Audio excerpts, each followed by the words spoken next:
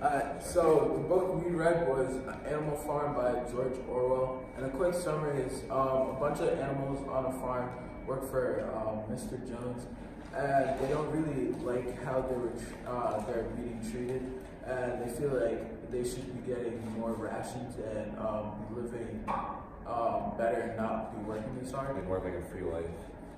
Yeah, so the significant passage we chose was on page 139, and it reads, 12 voices were shouting in anger, and they were all alike. No question now what happened to the faces of the pigs. The creatures outside looked from pig to man, and from man to pig, and from pig to man again. But it was already impossible to say which was which. I think this was important because the pigs, they start off like Napoleon. He's kind of like the leader and head of the entire group, and he starts off saying 4 legs is better than 2, and in the end, the pigs start to kind of act like the men in the story, and I feel like that is very interesting because they kind of like change their point of view. This really shows the pigs' emotions and their connection between each other and how they really want more of what they already have and for rations also. So to start off with the questions, Tyler, why do you think George Orwell used animals as the characters in the majority of the story?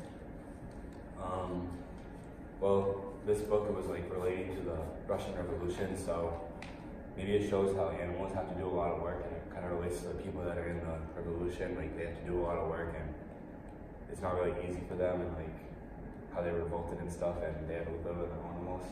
It could almost relate because people could be like in the war. People are almost animals because they have to do a lot of work and Yeah, they're treated. Kind of like they're not men. treated good. It's kind of like men in world connection, but back then in the past, where the pigs kind of act like men, so kind of connection. Alright, so Nick, throughout the book, what is the quality of life for the animals? Like how are they treated, and how do they want to change that? With Jones being that they weren't treated good, like if they didn't get enough rations, they didn't have all the space to roam, but after the revolt, like their work was a lot harder for them. Like they were trying to build a windmill to get some power, but their life after Jones was better because they could do whatever they wanted. They had no person telling them what to do. I kind of disagree with that because when they had Jones, they had like half rations, and the work they did, it wasn't as hard as the work they did to like build the windmill and like. And he consistently like supplied them with food and stuff. Like, They they kind of had to work for it almost. Yeah, 'cause they're and animals. like over the winter, like it was pretty hard for them because they weren't really eating that much, but at the same time, I feel like their freedom and like what they could do was better when they had like the pigs as the leaders.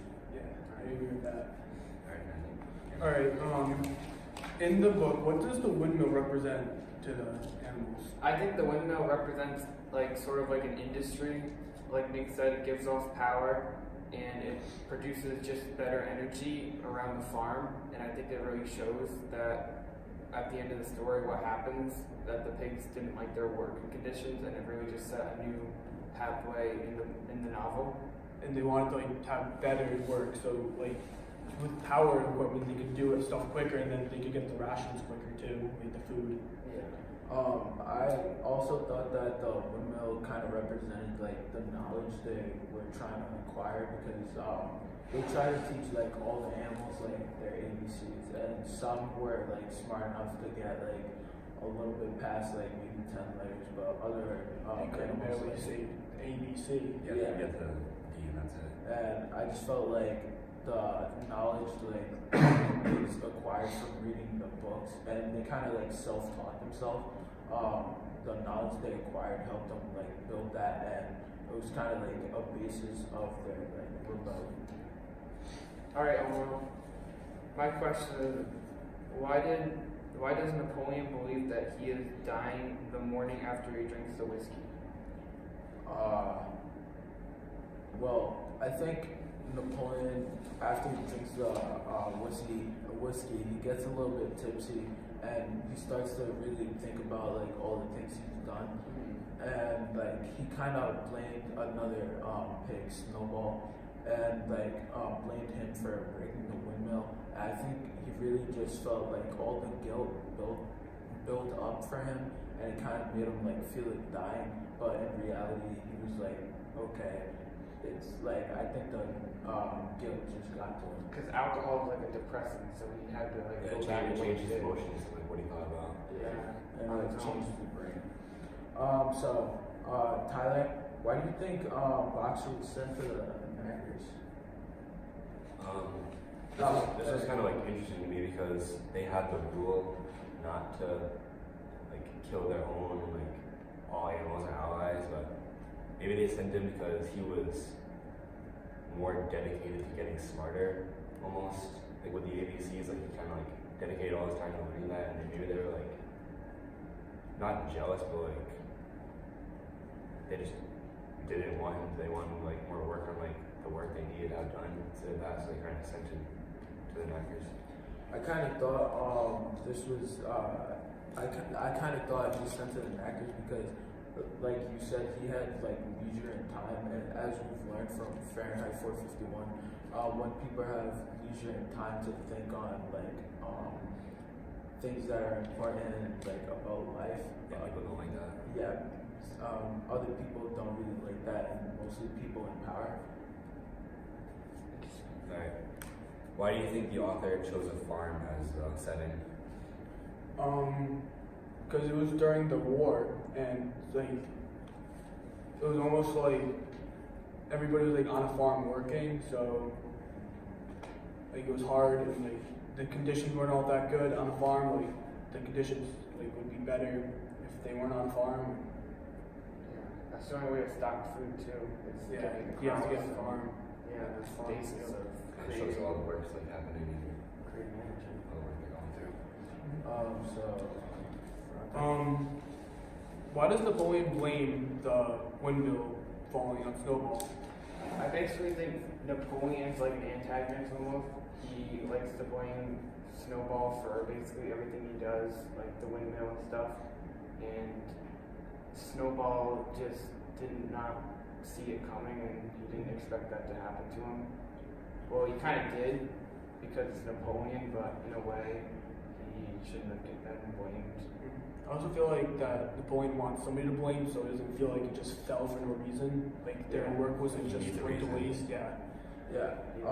What was kind of weird to me was he blamed it on Snowball, but even though the night before, like all the animals knew that there was like a storm coming, and like they heard like a ruckus outside, but Yeah, they all should have known that it wasn't. It was And Yeah. before they blame everything on Snowball. Like they blame like if something's missing, they blame it on him. Like they blame everything on him because they just want to blame somebody for it. He didn't want discipline either. He didn't want any kind of disciplinary act against him. Yeah. That could have been really he serious. was kind of If they concluded that that's what he did in all the prior times, then there could have been really disciplinary acts towards him. Maybe with that. Alright, what was the most significant event in the novel that alluded most to the Russian Revolution? And do you think this was shown mostly in the exposition, falling action, rising action, resolution?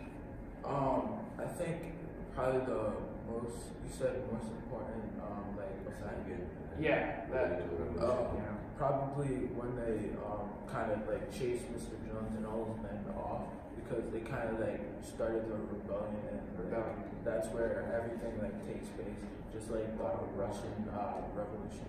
Yeah, there's a lot of women involved with that. Nick, why do you think? Whatever. I Questions? was just doing that.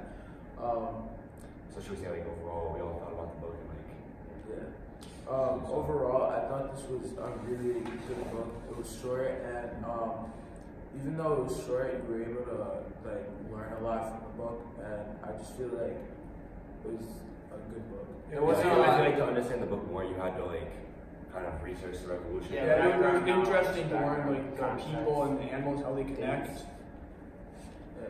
Yeah. and like how it related to the revolution, like Yeah. all the work they went through, and It was hard work. He really dug right in the Alta. He did a good way incorporating the expedition, how it got right to the animals escaping and Old Major dying and stuff. So Okay. there wasn't any delay in reading.